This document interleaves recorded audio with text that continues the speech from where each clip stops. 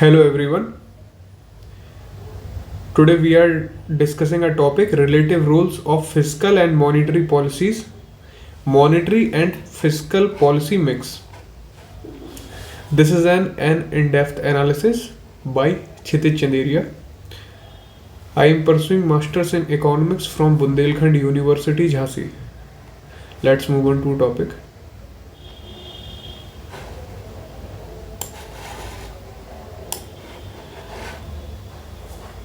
Fiscal policy.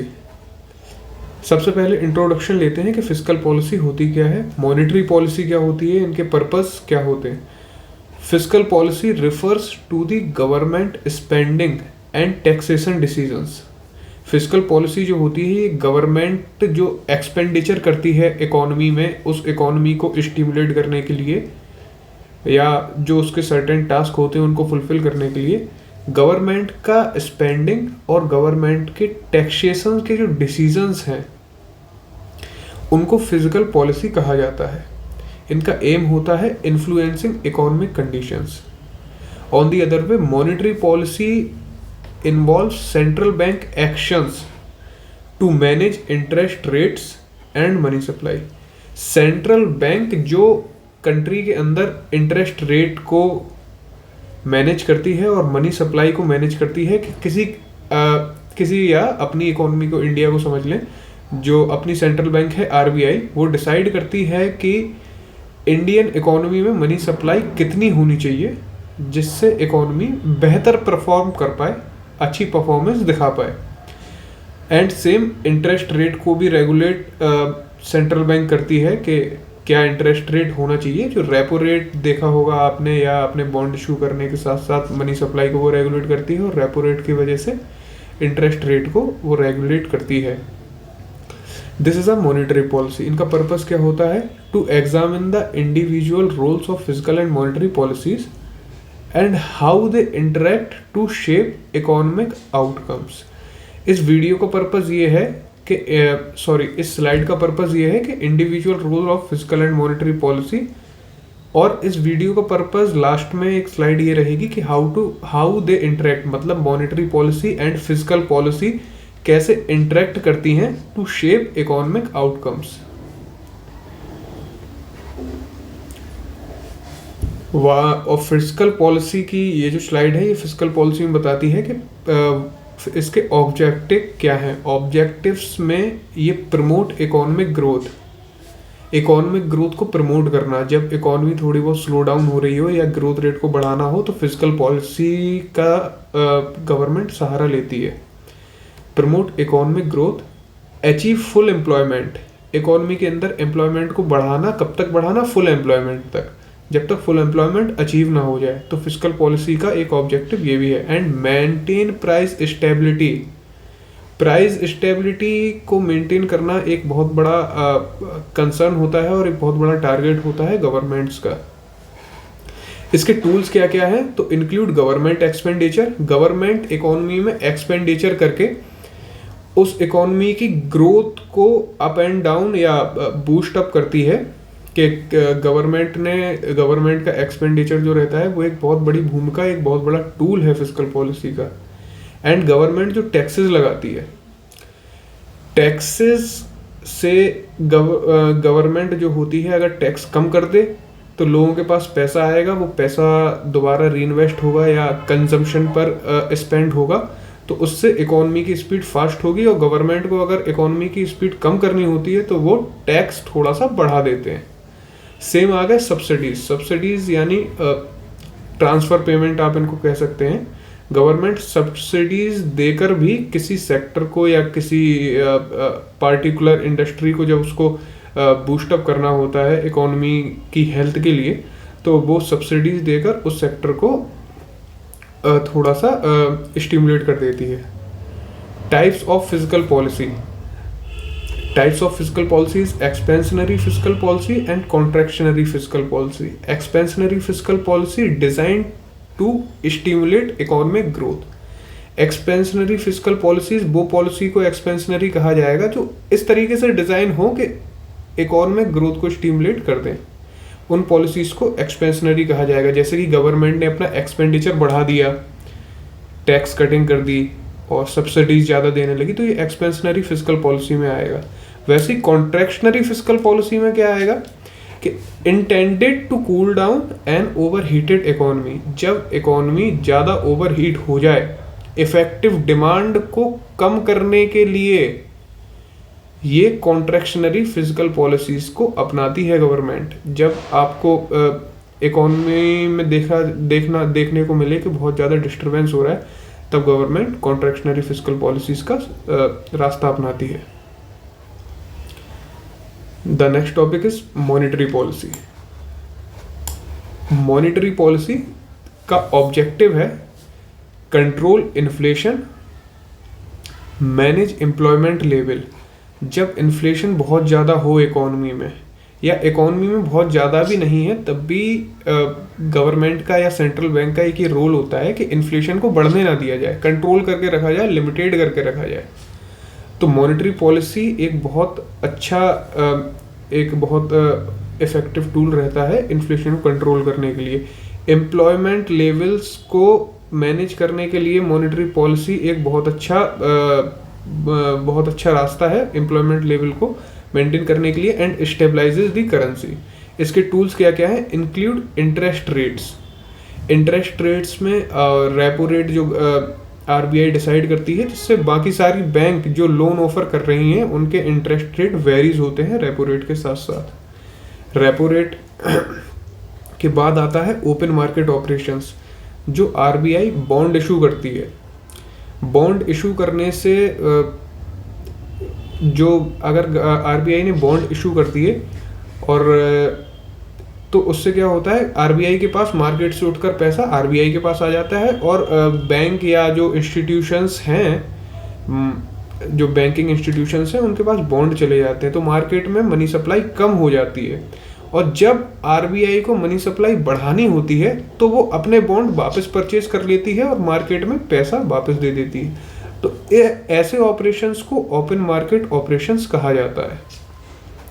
And reserve requirements in the sense CRR and SLR, cash reserve ratio और statutory liquidity ratios. तो ये जो reserves या जो गाइडलाइंस आरबीआई की होती हैं बैंकिंग सेक्टर के लिए, इनसे भी वो मनी सप्लाई को कंट्रोल करती है। तो मॉनेटरी पॉलिसी के ये मेजर टूल्स ये हो गए। और टाइप्स ऑफ मॉनेटरी पॉलिसी में एक्सपेंशनरी एंड कॉन्ट्रैक्शनरी। एक्सपेंशनरी जो होती है ये increase the money supply and stimulate the economy. आप ये कह दो कि इंटरेस्ट रेट कम कर दिए, इंटरेस्ट रेट जैसे ही कम होंगे लोग ज़्यादा लोन लेने लगेंगे, तो मार्केट में मनी सप्लाई बढ़ जाएगी, और मार्केट में मनी सप्लाई बढ़ जाएगी तो इकोनॉमी काफ़ी स्टिमुलेट हो जाएगी, और देखा जाएगा कि लोगों की परचेजिंग पावर बढ़ गई है। सेम मार्केट ऑपरेशन से ये होगा कि गवर्नमेंट जब अपने बॉन्ड आरबीआई जब अपने बॉन्ड वापस खरीद लेगी, तो भी ये देखा जाएगा कि मार्केट में मनी सप्लाई बढ़ गई है। और जो रिजर्व रिक्वायरमेंट्स हैं, सीआरआर एसएलआर को आरबीआई ने कम कर दिया मान लीजिए, तो भी ये एक्सपेंशनरी मॉनेटरी पॉलिसी के अंदर देखा जाएगा। And then what is contractionary monetary policy? Aims to decrease the money supply to curb inflation. अगर मार्केट में या कंट्री में इन्फ्लेशन ज़्यादा बढ़ रहा है, तो इसका मतलब कि लोगों के पास पैसा बहुत ज़्यादा है, मनी सप्लाई ज़्यादा हो गई है।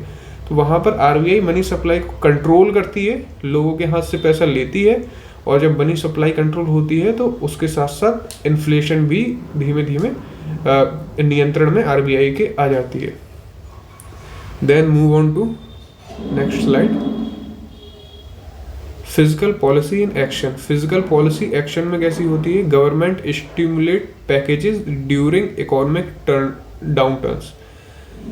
जब इकोनॉमी डाउनटर्न फेस कर रही हो तब गवर्नमेंट अपनी स्टिमुलेशन पैकेज देती है। ये मैंने आपको समझाया, जो फिजिकल पॉलिसी जो होती है वो गवर्नमेंट कैसे अपना यूज करती है। तो इकोनॉमिक डाउनटर्न के टाइम पर गवर्नमेंट अपना स्पेंडिंग बूट्स इफेक्ट्स इसके इंक्रीजिंग गवर्नमेंट स्पेंडिंग। गवर्नमेंट जैसे ही अपनी स्पेंडिंग इंक्रीज करेगी तो वो क्या करेगा? एग्रीगेट डिमांड को बूस्टअप कर देगा। वो एग्रीगेट डिमांड को बूस्टअप कर देगा, पोटेंशियली रिड्यूसिंग अनएम्प्लॉयमेंट, और उसके बाद जैसे ही एग्रीगेट डिमांड बढ़ेगी तो लोगों के लिए जॉब्स भी क्रिएट होंगी, तो अनएम्प्लॉयमेंट भी आपको कम देखने को मिलेगा। अनएम्प्लॉयमेंट कम होगा तो स्पार्कलिंग इकोनॉमिक ग्रोथ महसूस होगी इकोनॉमी को, इकोनॉमी एक इकोनॉमिक ग्रोथ एक्सपीरियंस करेगी। तो फिजिकल पॉलिसी इन एक्शन ये हो जाएगा।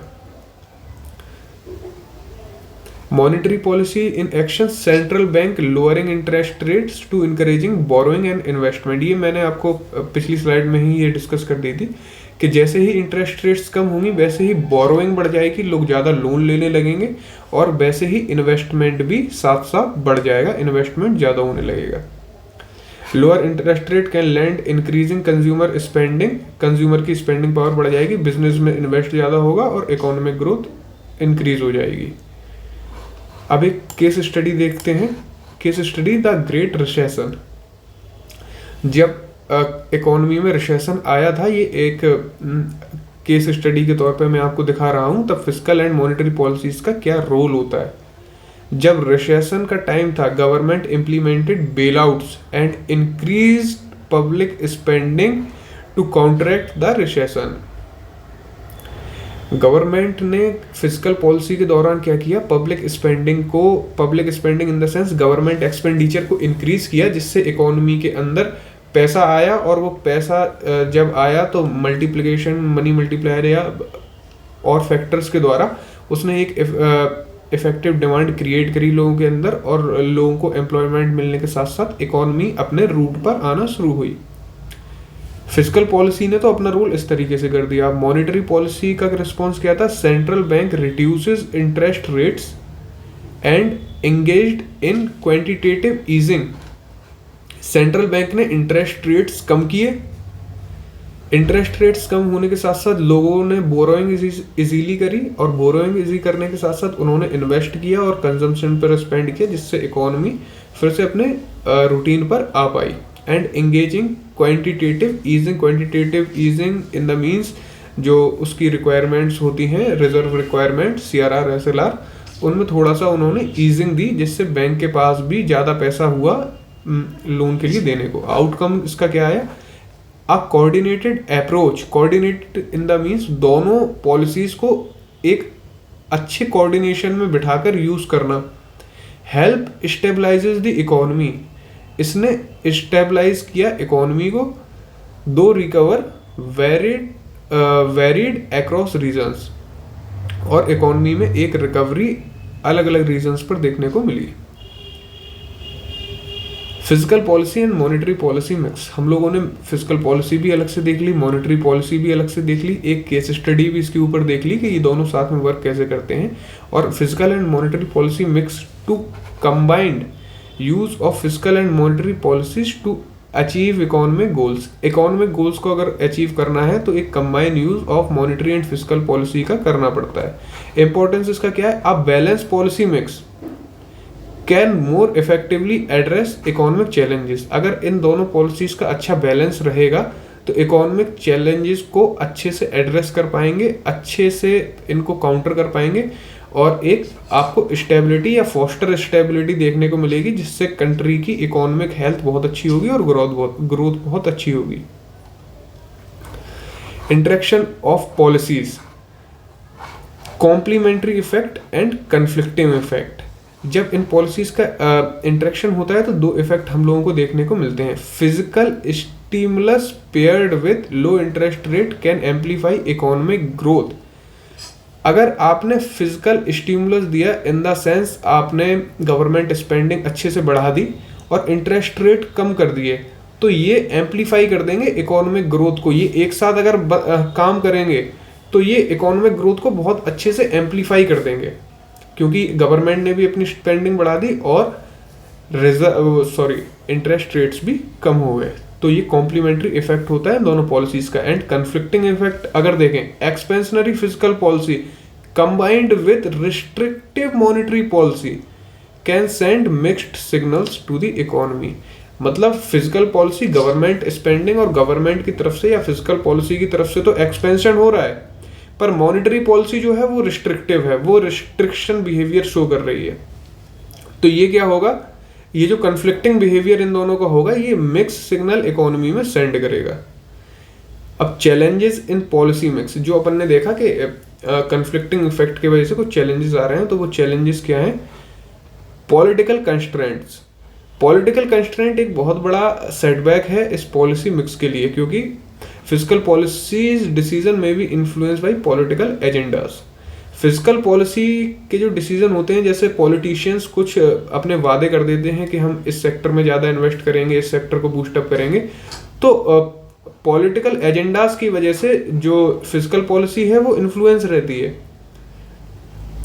और इसी वजह से कोऑर्डिनेशन में काफ़ी ज़्यादा दिक्कत आती है, क्योंकि मॉनेटरी पॉलिसी अपना दूसरा पाथ फॉलो कर रही है और फिजिकल पॉलिसी अपना दूसरा पाथ फॉलो कर रही है। ये दोनों में जब कॉन्फ्लिक्टिंग होता है तो बहुत ज़्यादा कोऑर्डिनेशन में समस्या आती है इन दोनों के। टाइमिंग एंड इम्प्लीमेंटेशन, एक तो चैलेंज हो गया पॉलिटिकल कॉन्स्ट्रेंट, और timing and implementation. Lag effect in policy implementation can delay the intended economic impact. Lag effect को हम ऐसे समझ सकते हैं, जैसे आज हम कोई इन्वेस्टमेंट करते हैं तो उसका रिजल्ट हमें कुछ महीने बाद देखने को मिलता है, 3-4 महीने बाद, 5-6 महीने बाद, तो ये लैग इफेक्ट होता है। मतलब आप जैसे ही इन्वेस्ट करेंगे या जैसे ही कुछ भी एक्सपेंडिचर बढ़ाएंगे, उसका इफेक्ट आपको तुरंत देखने को नहीं मिलेगा, कुछ टाइम बाद देखने को मिलेगा। तो लैग इफेक्ट जो होता है वो पॉलिसी इम्प्लीमेंटेशन को डिले, पॉलिसी इम्प्लीमेंटेशन के जो रिजल्ट आने में जो डिले होता है, उससे इकोनॉमिक इम्पैक्ट हमको एक देखने को मिलता है। लैग इफेक्ट की वजह से आपने जो पॉलिसी अप्लाई करी है उसका रिजल्ट काफ़ी टाइम, मतलब थोड़ा सा समय लेगा आने के लिए, और यही इसके पॉलिसी मिक्स के कोऑर्डिनेशन को भी थोड़ा सा चैलेंजिंग बनाता है। Hope you all understand the concepts, and that's it for today. Thank you very much.